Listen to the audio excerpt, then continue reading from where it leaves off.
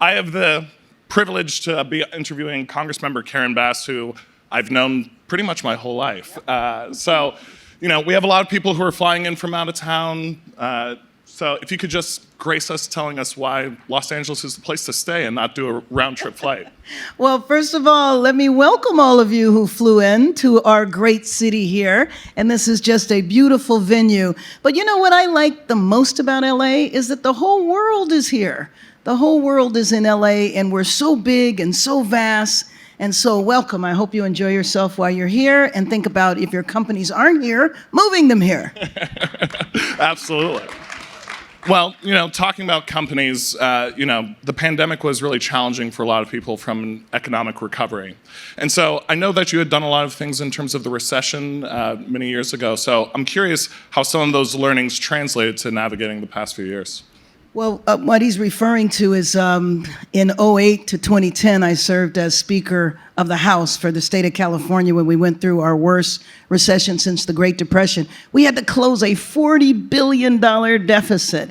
And so dealing with COVID, when COVID hit, I was chairing the Congressional Black Caucus. And so right away, we pulled all of the ethnic caucuses together, the Black, Latino, Native American, Asian, Pacific Islander, because we knew that COVID was going to have a disproportionate impact on us. And so both health-wise and economically. So what I learned from 2008 and 2010 was to jump on it immediately, not wait for the data, anticipate what the data was going to show. You can worry about collecting the data later, but none of us had ever experienced anything like that. You remember when the pandemic started, we thought, oh, okay, we're going to have to do this for a couple of weeks, and that was almost 3 years ago. A long 3 weeks indeed. Los Angeles is the manufacturing hub of the United States. We have about 18,000 manufacturers and suppliers down here. We also have the seaports, the airports, the rail. And so I'm curious as to how you think about Los Angeles from an infrastructure standpoint and how it's connecting to the rest of the country. Well, first of all, I think we need to let folks know that we're the manufacturing hub, because I don't think most people recognize that, especially since we lost so much heavy industry many decades ago. So I think that LA doesn't do a great job in promoting ourselves and promoting all that we have here. Infrastructure-wise, our whole country is so far behind in terms of infrastructure. But I am hopeful that what we delivered in terms of Congress, and we actually delivered it. Democrats and Republicans came together and delivered millions of dollars. Actually, it was over $1 trillion in infrastructure. But now, it's one thing to say you're going to get all these resources. It's another thing to actually put them into action. And so we will be able to upgrade our infrastructure. But the biggest problem in LA infrastructure-wise is traffic.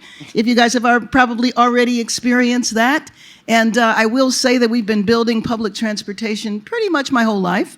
So at one point, I think one of our problems, though, is that we're so vast geographically that, you can have public transportation, but it doesn't cover the whole city. So the double-edged sword of development and being in such a premier city is that naturally there's going to be a lot of people who need homes and where they're going to live. And so conversation topic for a long time is figuring out what is happening with homelessness in Los Angeles. And I'm curious, especially between developers, NIMBYism, zoning, how we're aligning different stakeholders to shelter our people. Well, but starting at the beginning, I think one of our core problems in Los Angeles is really profound income inequality, which you probably have already seen. The greatest manifestation of that, of course, is the fact that we have 40,000 people who are unhoused, 40,000 people who are living in these tent encampments around. But I have to tell you that that number is probably low because we didn't count over the last 2 years. We just finished the count last week. And I'm afraid that when the count actually comes out, we're going to figure that it's probably more like 60,000, 5,000 children, 1,500 people died on the street in 2020. And so that is a really serious problem. And we have to look for ways to lift people up. I mean, we fought for a $15 minimum wage a few years ago, and we have it. You can't live and survive in Los Angeles on $15 an hour. The average home costs between $700,000 and $800,000. and that is in the most challenging neighborhoods that costs. So LA has become unaffordable. So we really have to deal with that, and the best way to deal with it is supply. So we know that we need to build 500,000 new units of housing. The problem is that we're already overbuilt in many neighborhoods, and so we have to, as Angelenos, come to grips with we have to make room for 500,000 more people, and that means we're going to have some real innovative solutions. But you're right, NIMBYism is alive and well. We pass ballot propositions to tax ourselves to deal with the population that's unhoused, but it costs so much that it's been very slow, and if for every 200 people we take off the street, 215 more come on the street. So we have to have a comprehensive solution. And unfortunately, in some neighborhoods, as soon as the ballot propositions pass, they warned the elected officials that they would file suit if they even attempted to build housing in their neighborhoods. I'm hoping that this year people will begin to come to grips with the fact, like I said a few minutes ago, we have to make room for more Angelenos.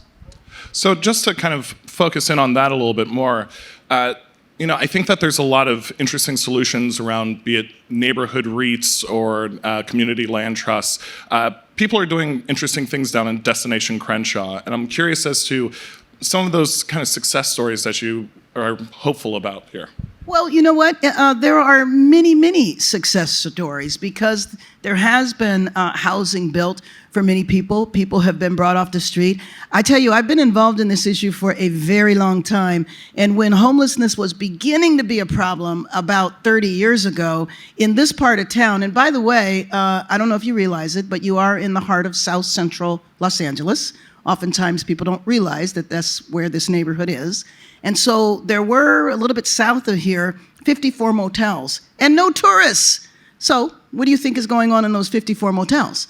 So we needed to take those motels and house people that are unhoused.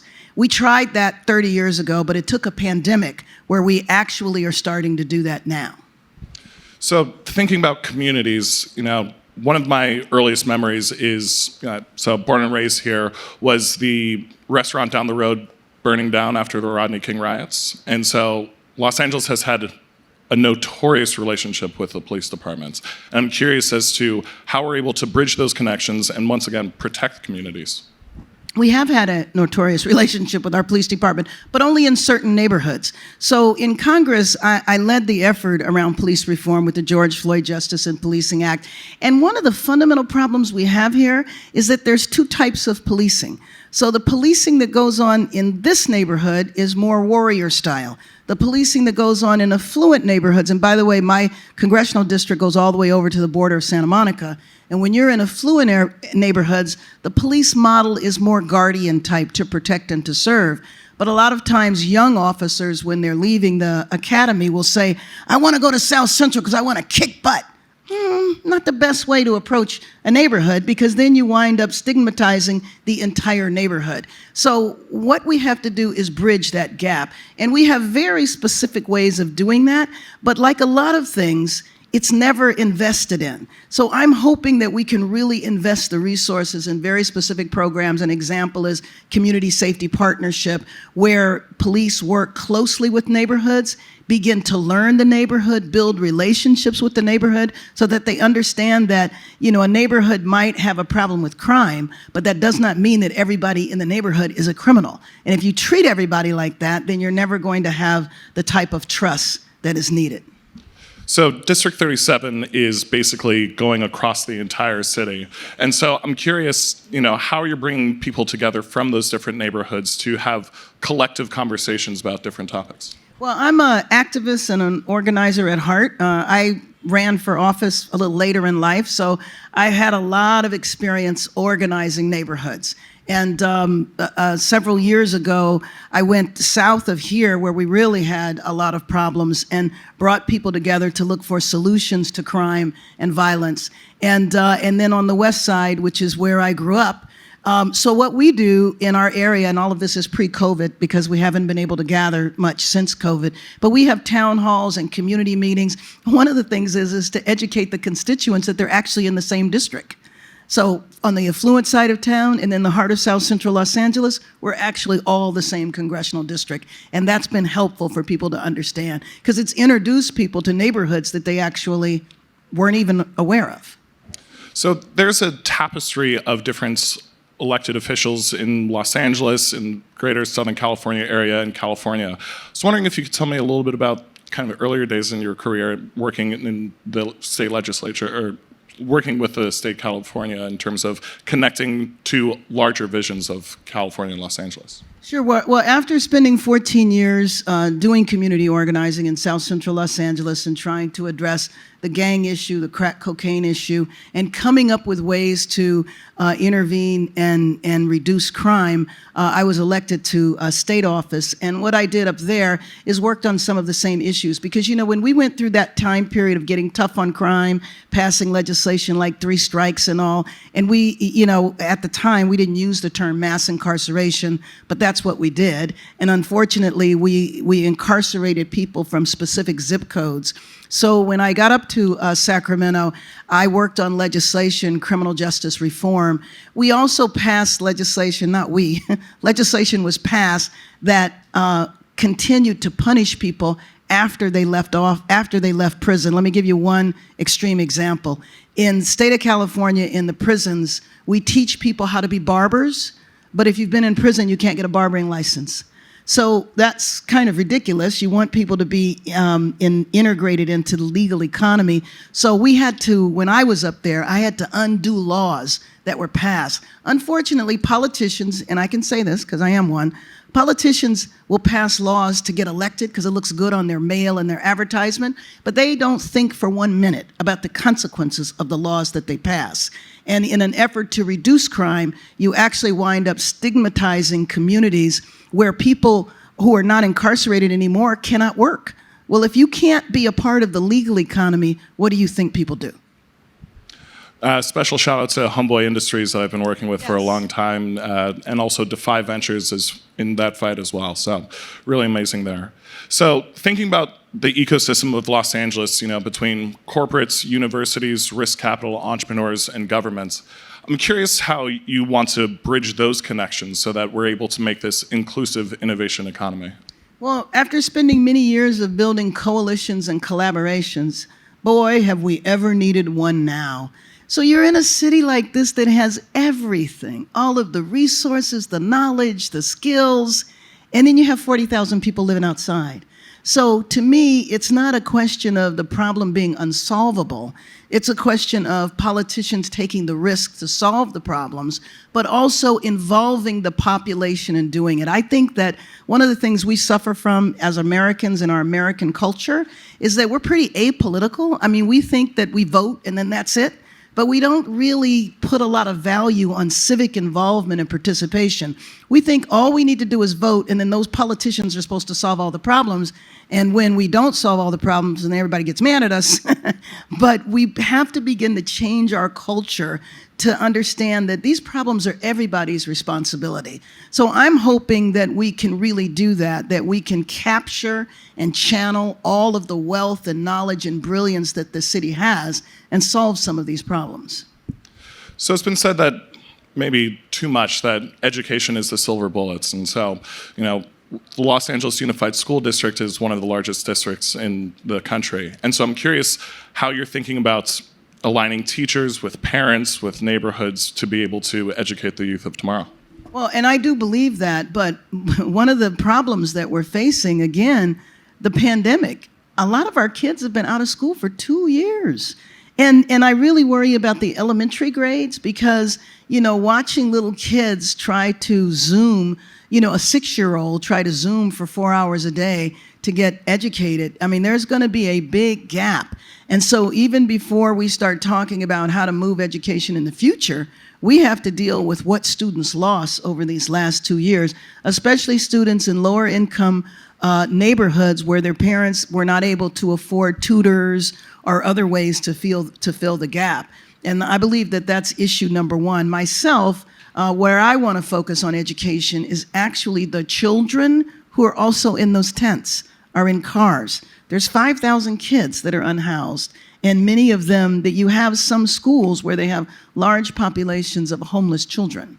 So yesterday we had Issa Rae on stage talking about how she's going to make a studio in South LA. Yes. Earlier today we had Jeffrey Katzenberg on stage. And so it's hard to be in Los Angeles and not talk about Hollywood and the studio system. So curious as to your relationship with the media and figuring out how we're able to continue making this an amazing tinsel town. Well, absolutely. The entertainment industry is very, very important to me personally. My district, I also represent Culver City. And so a lot of the big companies and studios are in my district. And one of the first things that I focused on when I was in the state legislature were the film tax credits, because I think LA took for granted that we were the home of the film industry. And in the years I was in Sacramento, I watched Atlanta and New York, and I mean, Toronto was a long time ago, watching all of the cities around the country and our industry fleeing. And so those cities did things to recruit the entertainment industry away from us. So we're beginning to build that back. You know, we introduced film tax credits around '09, and we've been expanding on it ever since. But we need to do much more to facilitate the industries, the film industry, the tech industry in our area here. And so, telescoping out a little bit, I know that you've been doing a lot of work on the continent. And so I'm curious as to how you're thinking about Los Angeles, the United States, working on the continent, and also going back the other way, and what are the bridges that we can make in that process? He's referring to the continent of Africa. In Congress, I chair the subcommittee on Africa and spend a lot of time going back and forth to the continent. My focus in Africa is really promoting U.S. business involvement and trade with the continent. So in Los Angeles, you know, the bulk of our trade is looking east, you know, and also, of course, Canada and Mexico. But what I hope to do is to expand that to other areas. And even though I talked about, you know, not losing film production, introducing the film industry to the continent of Africa, and in some countries specifically that are very interested in expanding. So you just flew in this morning, I think it was? Maybe it was late last night? Yes, I landed a couple of hours ago. I was at the State of the Union last night. So if you could just kind of tell us a little bit about the State of the Union, and I know that you've been going, maybe not a couple of years ago, but, you know, been going for a number of years. So what are some of the highlights that you were really encouraged by going to the State of the Union? First of all, the state of our union is strong. That's what the president said yesterday. It was exciting to be there. It's a real kind of celebratory occasion, except for it was a mix of emotion yesterday. You know, started off very somber, talking about the Ukraine. And it was, you know, the feeling in the room of while we were there talking about the Ukraine, knowing that people were dying at that very moment. And you know how crazy partisan it is in Congress, but that was the time that was the unifying part of the message. But, you know, it was great. You know, I mean, I have to tell you, I mean, those other 4 years that we went through, it was just, you know, where every time a message was given that, you know, the world's falling apart, all this, very negative. It was uplifting and inspirational and hopeful. And we're going through tough times now economically. I mean, I was driving around LA a couple of days ago and saw a gas station that had gas prices over $6 a gallon. And so what we're going to face in the time period coming up is that if we cut off oil from Russia, then we're all going to have to experience that pain. That's going to be a big challenge for the president if he goes in that direction to convince the American public that we have to absorb this pain. So inflation is a real issue. And we passed the first infrastructure package, but we do need to deal with issues like childcare. He talked about childcare, families not needing to spend more than 7% of their income on childcare. He talked about a lot of other provisions. I mean, insulin. You know, we met a family a year ago where the mother lost her son because he didn't want to tell his mom that he didn't have money to pay for his insulin, so he started rationing his insulin. And I mean, that's just crazy, the price of prescription drugs. So he talked about very specific things he wanted to address. But overall, it was an uplifting, inspirational evening. So I know that you always have a full docket of initiatives that you're trying to get through. And so if you could just talk about, some that are kind of burning brightest for you right now that you're trying to push through. Oh, sure. I'm working on the reauthorization of our major trade bill with the continent of Africa is one thing on the international side. Domestically, I introduced legislation yesterday. We've been going through criminal justice reform in our country after all of those years of locking everybody up. We're beginning to rethink things now. And so, in my point of view, when we've talked about criminal justice reform, we've really only talked about men. We've not talked about women or children, and women are one of the fastest growing sectors of people being incarcerated. And so I introduced a comprehensive bill, bipartisan, by the way, to address women being incarcerated, why women get arrested, what happens when they're in prison, what happens when they come out, because the overwhelming majority of women are also mothers, what happens to their children in the foster care system. There's a whole cascade of events. And I'm worried that now that we're experiencing an uptick in crime, I'm worried that we're going to do what we've done before, which is say, all those reforms caused this problem. Let's throw them out and let's go back to locking everybody up. And that's just a very painful thing that I hope doesn't happen. Here in Los Angeles, when we're talking about the people that are unhoused, one of the main reasons why people are unhoused is because they suffer from mental illness and substance abuse. And in Los Angeles, we say that we have the most expensive mental health institution in the country. It's our local jail. That is what we have done in this country. And one of the initiatives that President Biden talked about yesterday was mental health. We have got to figure out, and we know when the history is written on the pandemic, we're going to look back and see that the pandemic really impacted us terribly, and especially in the area of mental health. So I know we only have a couple minutes left. So coming back to Los Angeles, between the World Cup, the Super Bowl, the Olympics, LA is on the world stage many times over. So for the city of Los Angeles, the greater LA area, what are some of the elements that you're most excited to see happen? Well, I'm definitely excited to see all those events. I mean, we just had the Super Bowl. Let's go. I'm excited to see all that happen, but I'm hoping that all of these events and LA being on the stage, I'm hoping that that will really give us the energy to address our problems. Because if we don't, then what's going to happen is that we're just going to move all those people on the street out of the way, but we're not going to do anything for them. We have got to get people housed, but then we have to address why they're unhoused to begin with. The mental illness, the substance abuse, the veterans, the people who were formerly incarcerated, the foster youth who we just put on the street after they turned 18 because we cut them off of benefits. So I'm hoping that we can capture all of that positive energy about LA being on the stage and using that because, as I said before, we have everything we need here. So why can't we capture that energy and use it to get us across the finish line? Well, Congressmember, thank you so much. Really appreciate it. Thank you for the time. Thank you, everyone. Thank you, everyone.